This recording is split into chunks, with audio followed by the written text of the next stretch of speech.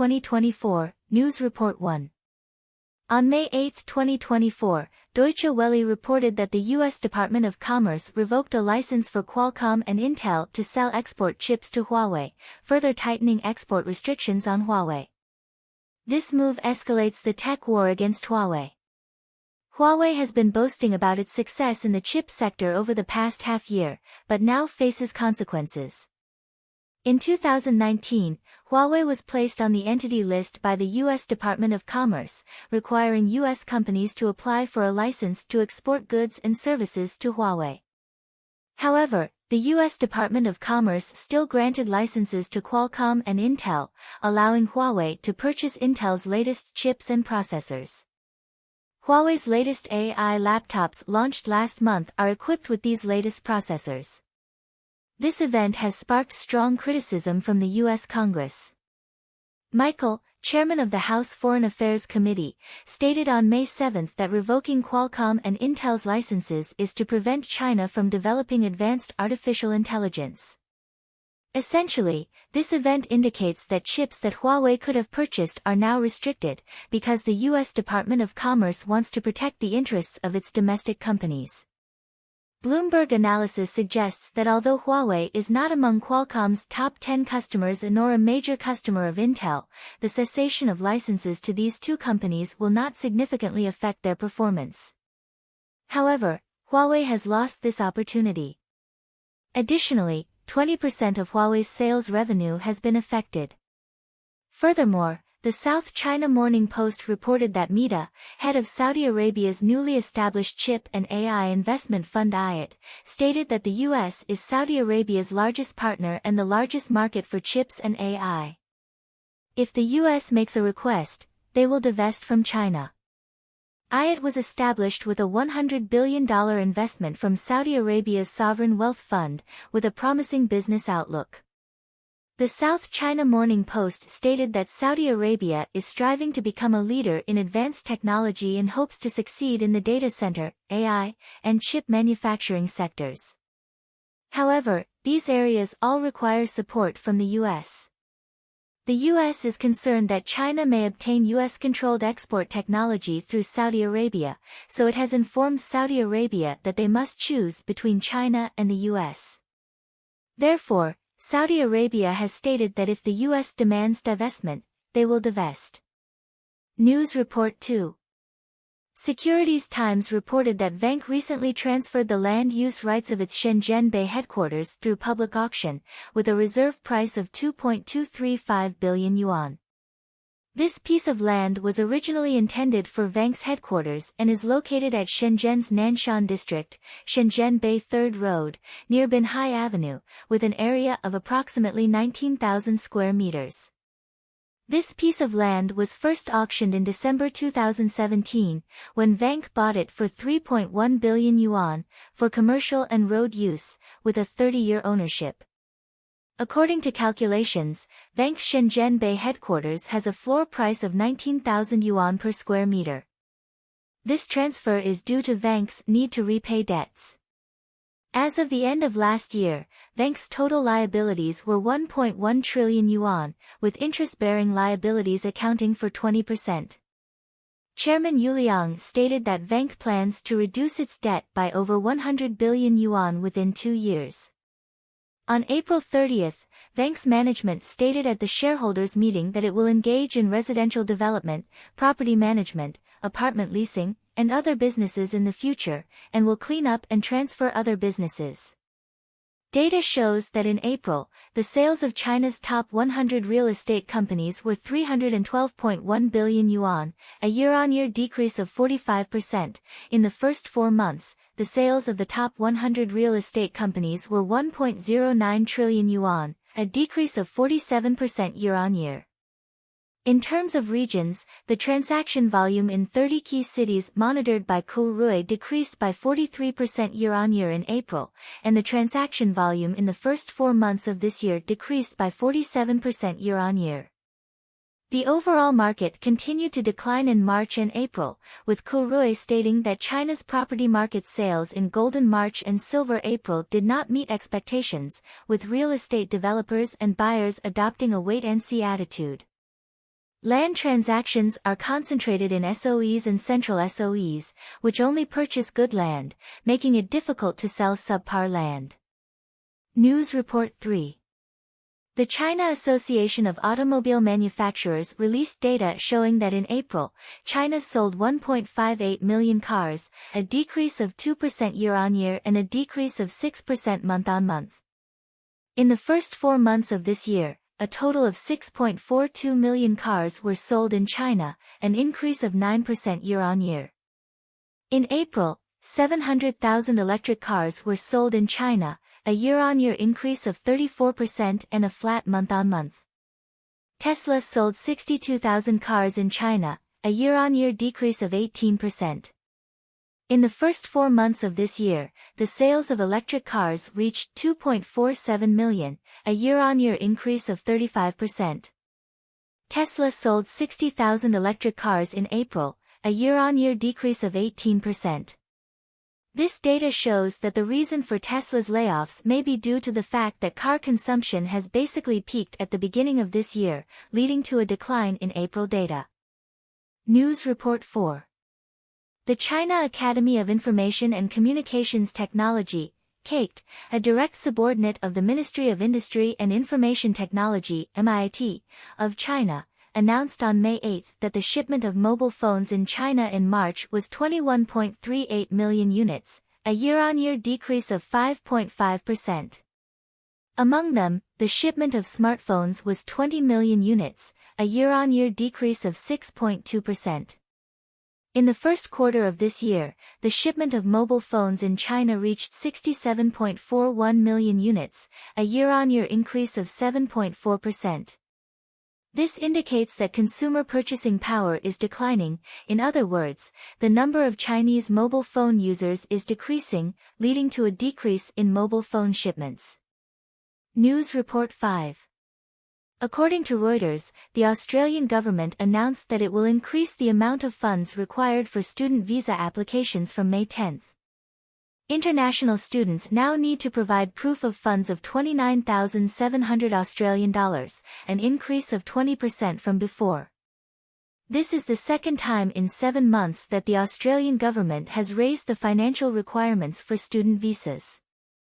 In October last year, the financial requirement for Australian student visas was 24,500 Australian dollars. The Australian government stated that the increase in the financial requirement for student visas is to adapt to the higher minimum wage standards in Australia, to ensure that students can maintain a basic standard of living locally. At the same time, the Australian government is also cracking down on fake students who actually work. Recently, they sent warning letters to 34 education institutions, requiring them to correct within 6 months, otherwise enrollment will be restricted, and the responsible person will face 2 years of imprisonment. According to data from September last year, Australia added 550,000 new immigrants, an increase of 60% year-on-year. Most of them were international students. A large number of new immigrants have led to a surge in house prices in Australia, so the Australian government has begun to take measures to reduce the number of new immigrants, with the goal of reducing it by 50% within 2 years. News Report 6. Liberty Times reported that the Committee on Internal Affairs and Ethnic Groups of the Taiwan Control Yuan released an investigation report on May 8, demanding that the Mainland Affairs Council, the Ministry of the Interior, and the National Immigration Agency take seriously the various difficulties encountered by Hong Kong nurses in applying for professional immigration to Taiwan, review their shortcomings, and expedite the processing of applications from Hong Kong nurses. Commissioner Ji Huirong stated that in the early days, Hong Kong residents could obtain residency in Taiwan through professional immigration applications in just 37 days. However, since the Mainland Affairs Council increased national security reviews in 2020, the review time for Hong Kong and Macau professional immigration cases has been extended, making it difficult to determine the application date. Local governments in Taiwan also require Hong Kong and Macau professional immigrants to obtain Taiwan's licenses or engage in specific professional work. The Control Yuan pointed out that these practices violate the principles of legal clarity, legal reservation, and non-retroactivity. The Control Yuan has requested the Executive Yuan to supervise the Mainland Affairs Council, the Ministry of the Interior, and the National Immigration Agency, strengthen advocacy and training for frontline personnel, ensure that they fully understand the implications of Hong Kong and Macau professional immigration policies, and correctly convey the policies to applicants. News Report 7. Chinese President Xi Jinping ended his visit to France on the evening of May 7 and flew to the Serbian capital, Belgrade. This is Xi Jinping's second visit to Serbia since he became president in 2013. Serbian President Vučić held a welcoming ceremony for Xi Jinping on May 8. Vučić stated that Serbia has a clear and simple position on the territorial integrity of China. Xi Jinping and Vučić held talks and signed a joint statement to deepen and elevate the comprehensive strategic partnership between the two countries, building a community of shared future in a new era. After the talks, Xi Jinping announced the first measures to support Serbia, including signing a bilateral free trade agreement, expanding imports of Serbian agricultural products, and encouraging the opening of a direct flight route between Belgrade and Guangzhou, among others. In recent years, Chinese investments in the Balkan Peninsula have benefited countries like Serbia, which is also among the top 3 cities in Serbia in terms of exports by Chinese companies, following Germany. Xi Jinping appeared much more relaxed after arriving in Serbia, in stark contrast to his tense demeanor in France and Paris. In his political report in Serbia, he mentioned the 25th anniversary of the NATO bombing of the Chinese embassy in the Federal Republic of Yugoslavia in 1999, but the propaganda about this incident in China has been very low-key. Xi Jinping's visit to Serbia was warmly welcomed. Serbia and Hungary are the 2 European countries most friendly to Russia and China, both attaching great importance to his visit. News Report 8. Bloomberg reported that Judge Cannon of the Federal District Court in Florida announced an indefinite postponement of the trial date for former President Trump's classified documents case. Cannon stated that adequate preparation is needed because the case involves a large number of pretrial motions and complex trial processes. The trial date for the classified documents case, originally scheduled for May 20, has thus been postponed indefinitely, and Cannon stated that a new trial date would not be decided for some time. This decision means that this case is unlikely to take any action before the election. Last year, the U.S. Department of Justice accused Trump of deliberately retaining classified documents after leaving the White House in 2021 and hiding these documents from the U.S. government. Trump is currently facing 4 criminal lawsuits, including the classified documents case, the hush money case, and state criminal charges. This makes Trump the first former president in American history to face criminal trial.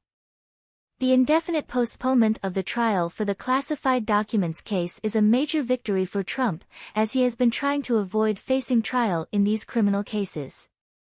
News Report 9.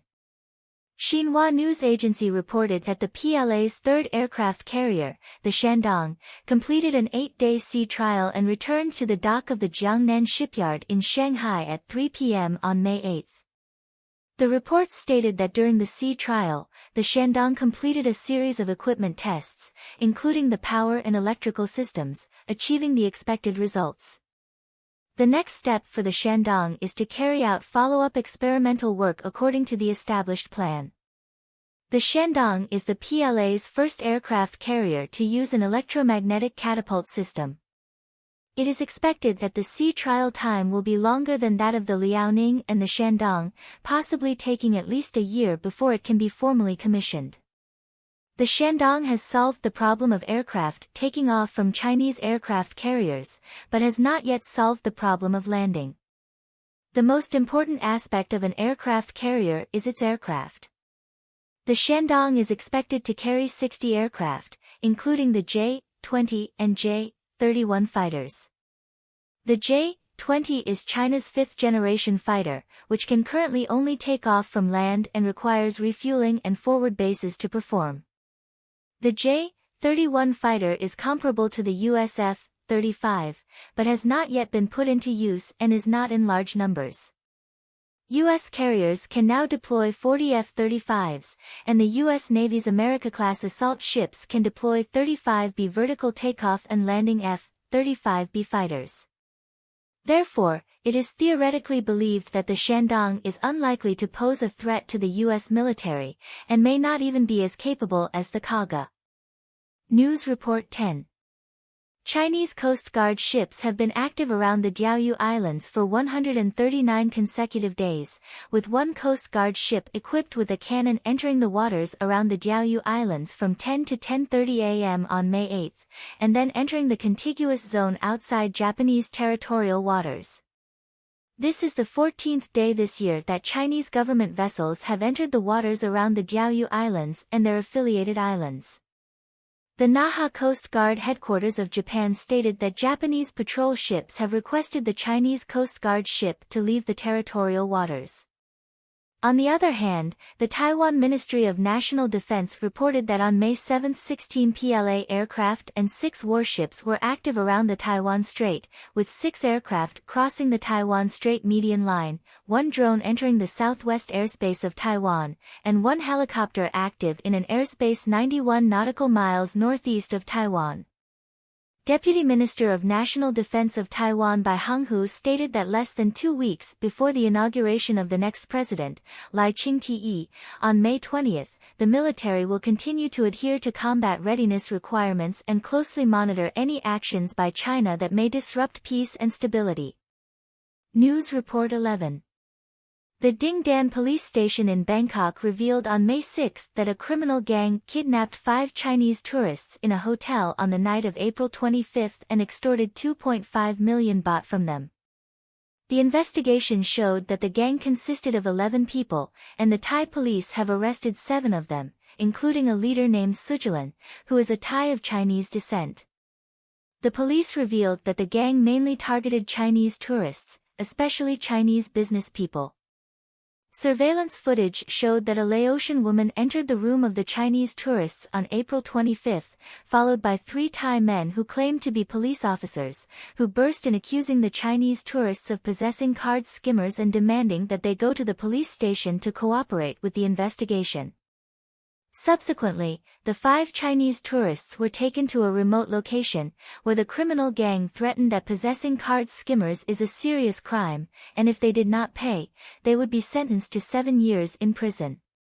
The Chinese tourists were eventually released after transferring 2.5 million baht to Sujilan's account in virtual currency.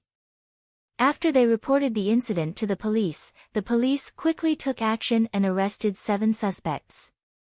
News Report 12. The Court of Appeal of the High Court in Hong Kong ruled on May 8 that "Glory to Hong Kong" is a prohibited song. This song was very popular during the 2019 Hong Kong anti-extradition movement and was widely sung globally. Last June, the Hong Kong government applied to the court for an injunction, including prohibiting anyone from broadcasting, performing, publishing, selling, or distributing the song. In August last year, the High Court of Hong Kong rejected the Hong Kong government's request, but they appealed and won in this appeal. News Report 13. A reporter from Japan's TBS TV recently visited the home of Chinese human rights lawyer Wang Quanzhang. Wang Quanzhang's 11-year-old son is named Quan Quan, who should be in the 5th grade of elementary school now, but over the past year, due to pressure from the Chinese government on schools not to admit him, he has had to study at home alone. Quan Quan likes going to school and playing basketball, but because he can't make friends, he can only play basketball alone. He said, "I feel that my dad is seeking justice for those wronged people. My dad has not done anything wrong. I also feel a little uneasy now, not knowing what will happen in the future. My biggest hope is that our family will not be restricted and that my parents will have happy days." This is touching. Wang Quanzhang was arrested in 2015, charged with subverting state power in 2019, sentenced to 4.5 years, and released in 2020 but still under close surveillance by the local government. He hopes his son can freely choose his school and way of life.